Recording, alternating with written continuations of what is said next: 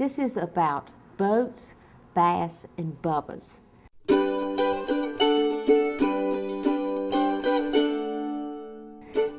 Protecting enough water in our rivers to support recreation, to support downstream users, and really, in the long run, to bring the best jobs to South Carolina. Well, it's one of those things that's essential to life. You know, there's certain things that people and other organisms need to survive. Not want, but need. And water is one of those things. You know, and oxygen and food, and those, it's up there at that level. So access to drinkable water is something that's absolutely essential for life itself. I always like to say that water and water issues aren't just a person-by-person issue. They're a person issue, they're a community issue, and they're a state and regional issue. In the state of South Carolina, we have been blessed for many years with an ample supply of water. But with the increased demand from the population, from businesses, the water is becoming much more of a valuable commodity. If we actually compared the price of a gallon of gasoline to the price of a gallon of water, we would find that we were paying pennies for it, or maybe less than pennies for it. And I think that will change as it becomes much more scarce.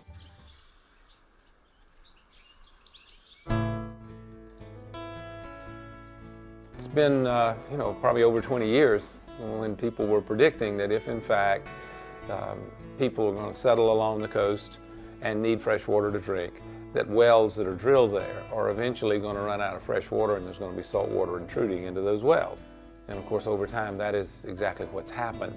When you take fresh water out, salt water has a tendency to fill in the spaces. Once salt water gets into it, it's over. We went ahead and, for whatever reason, did it anyway.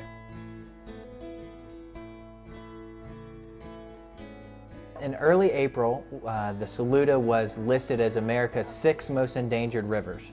That's an American river program, and they look at the magnitude of the threat, whether or not we have the opportunity to address that threat, and what that river really means for the community, how important it is. There are 500,000 citizens in South Carolina that are dependent on drinking water that comes from the Saluda River. It's a large threat. It's a threat from insufficient wastewater treatment. There's a lot of phosphorus pouring into the river from 10 unregulated wastewater treatment plants on the Saluda. None of them have permit limits on phosphorus, on the concentration or the total amount they can release. We have the unique opportunity to act right now, this year, and improve the health of the Saluda for the long term.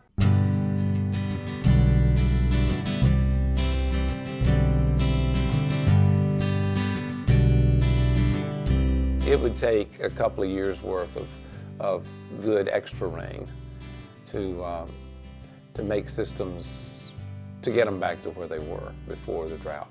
Especially the northeast part of the state, the area with a little bit of southern Appalachian mountains that we've got. Very sensitive area, needs to be cool and moist, and they've had a drought for 3-4 years now, and it is causing some rather major effects, not only in the river systems, but you know, the land.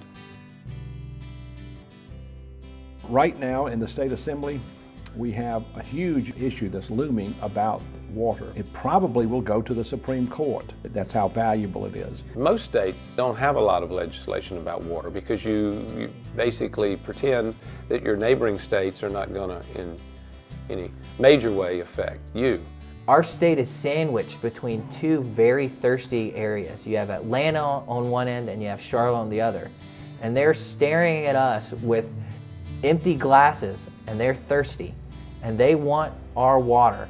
And so if we don't get serious about working as a region, stepping up and taking action to improve regional water management and statewide water management, Atlanta and Charlotte, they could stick their pipes in our waterways and take it.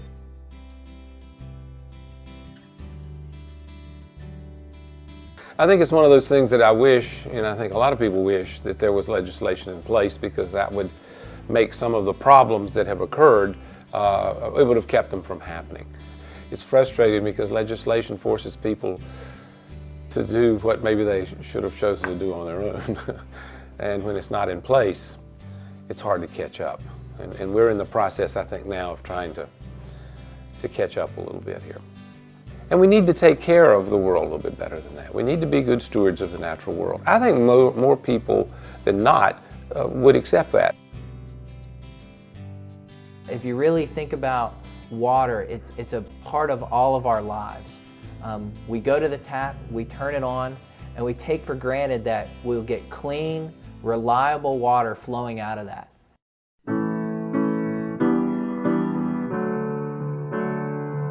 It makes a difference when real people come up and talk to legislators.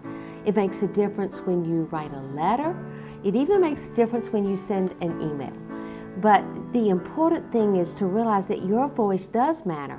And when you join a group, you are joining other South Carolinians who care about a clean and healthy future for South Carolina. All of us, through small contributions of either money or time, can make a difference. I think the more people that are involved, the better. And lots of times, grassroots support is the best kind of support you're going to ever find.